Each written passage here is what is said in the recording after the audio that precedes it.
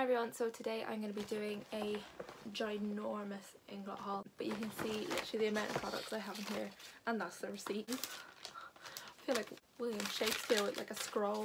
I'm just going to disclaim now, I'm not trying to brag or show off what I got. Like, if I didn't have to spend the money, I wouldn't.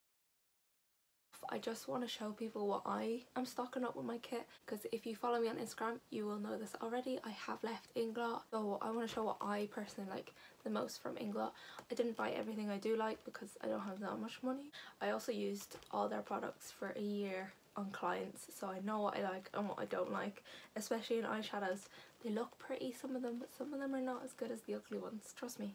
Obviously because I worked for them I got a discount, so it came down to $364.20. I saved $242.80 in discounts, which is a hell of a lot. I will have up close shots that you can see each thing a little bit better. I'll try my best to show colours. Eyeshadows are always hit and miss. Sometimes they show, sometimes they don't look the same. I'm also burnt to a crisp, so if you see red peeping, it's my skin. So let's begin. The first thing I got was the Refreshing Face Mist. I'll be honest, in store didn't use it that much. I don't think, like, I've worked here and I still can't remember. I don't think it's ever listed as a setting spray or referred to as a setting spray, and it's not called it. I love this as almost like your Max Fix Plus kind of thing. It is smaller though, but that's handy. It's 50 mils, so if you're traveling it's really nice. This is for the dry to normal skin. I've bought it for myself for the reason of it's pink. I do not honestly see the difference between the oily and the pink one. I just spray both and hope for the best. Then the next face stuff I got, so I got 2 bottles of the HD in 77. So I've got one for myself and one for my kit to keep them separate. It is my favourite foundation of all time. I will be honest, I have not used a lot of high-end foundation, so that might change over time, but it doesn't have flashback. It stays on my skin. Like, my skin is super oily, you can already see by it, so I prefer something that is matte. A lot of people do not like it. They think it's too much work to blend in, but if you give it a chance and just take your time with it. But yeah, 77 is the perfect colour for my tan. I never be too dark. I picked up some more HD in the shade 76. 76 would be like a pale tan. I always refer to it as the wash off tan colour. And then lastly I got the shade 79. It is our like pale shade in the HD. It's not the palest. 71 is the palest. Like, there's nothing worse when you are pale. You don't want to be like translucent, but just to give a little bit more colour into your face, but not exactly make you a luminous white.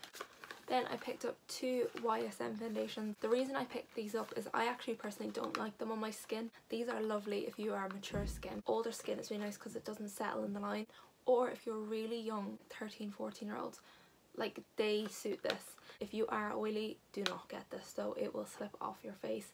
I got the shade 66, which is a yellow toned tan colour. I also got the shade 49. I have the shade 50 for my kit already, and 50 is a tan colour and 49 is our like pale but not really pale. Just, I think for elderly you don't need to go much darker than these 3.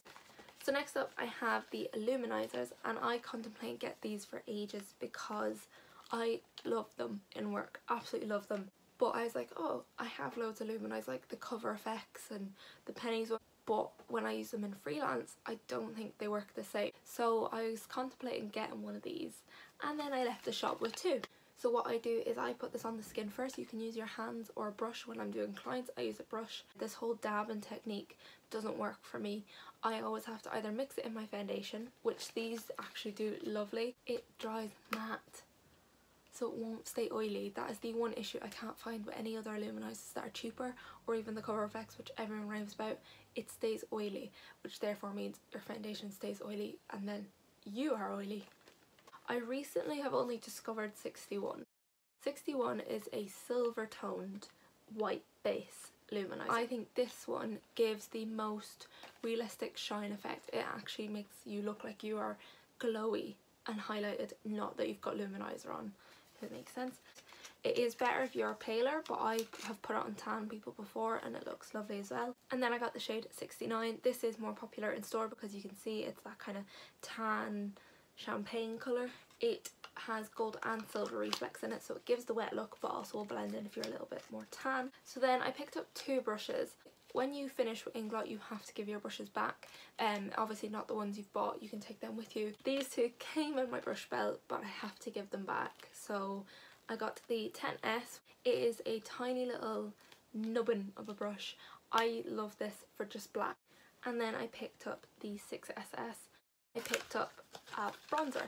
So I picked up 74 a few weeks ago and I thought it was the colour I had on my palette, and then I checked the bottom. When I put 74 in beside it, I was like, that's a lot lighter than the bronzer I had. Checked the number, it's not 74, it was 73, so I just picked up another one of them. Then I picked up a really boring, but can't live without, cream powder. I use this with clients to set the eyelid. I find it so finely milled and really light in texture that when I do set the eye, like cake up. And also I find cream eyeshadows and white eyeshadows run out the quickest, so at least with this, it's €10, it's €4 more than an eyeshadow, but you're getting double basically. Picked up this blush, but I took it out of the packaging to use it for this eye look. It is the shade 66.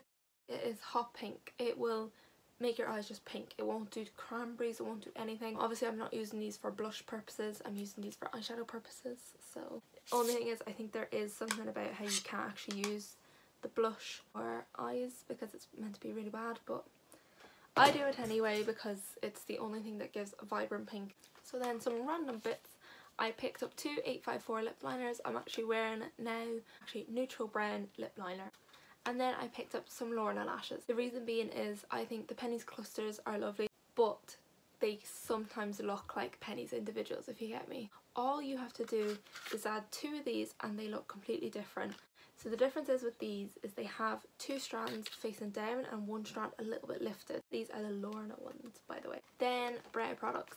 I have for myself 16, it's what I'm wearing right now, but I already have 12 and 19 in my kit. So 12 is a blonde and 19 is a dark brown, but it's ashy tone. So I picked up 15 for my kit. It is a brown with really strong ginger undertones to it, and then 17 is a warm tone brown. And so I would use this on anyone that is like a dark brunette or blonde that wants a really strong brow, or anyone who has warm roots or warm tones in their hair. And then I picked up a 16 both for myself and my kit because my one is running low and I need one obviously for my kit because I can't run out of mine and my kit one at the same time. I would cry. I picked up 85 and 114 in the pigments. I picked up 85 because it's very similar Max blue brown pigment, and then 114 because I use it in every damn blue eyeshadow look. Lovely little electric blue. I have mermaids from Peaches and Cream and I have other little kind of blue tone ones. Don't have anything this like vibrant and like Hawaiian-y. I don't know how to describe this colour. Or even I love doing it as like the pop of teal in the inner corner highlight. I was thinking of getting 77, which is the black one. If you know it, you 100% know what 77 is. But I actually don't run through 77 a lot. I use a lot of Durline in the process, so I didn't pick up a new one. I did, however, pick up a yellow. I also picked up a red. I just think these are such requested inner waterline colours. I was like, I need them. And then I had to pick up, which I didn't think I was so low down on, but I was actually really low on 68. It's a cream gel liner. I use it to cut the crease. It's my favourite thing to cut the crease on both myself and clients. So long lasting, you don't have to worry about it creasing. Then I picked up one of my favourite types of glosses, is the little gloss pot. This one is in the shade 53. I wear it 51, it is more nude. This one is a lot more pink. I got that for my kit. It is the most gorgeous gloss. When you wear them, even if the gloss fades away, you still have a colour. It's one of the longest lasting glosses. To start off with eyeshadow, Crimson and Walnut. These are a little bit more pricey. They are €8, the JLo eyeshadows, but so are the rainbows, so it's not too much. So Crimson is a dark red with like gold reflex. It blends lovely if you want more of a brown cranberry eye, not so much a pink cranberry eye, because anything that has a shimmer in it tends to be a better blend, especially on clients. Walnut, this is a perfect cool tone light brown. It's more on the neutral side actually, not as cool tone. Again, it has little shimmers in it. I can see gold and silver in it. A matte eyeshadow here in the shade 340. This is a deep green. Then we have 121 khaki green. You do not understand how random khaki green shows up in your workload. It's the only khaki green we do in store. Picked up the shade 24.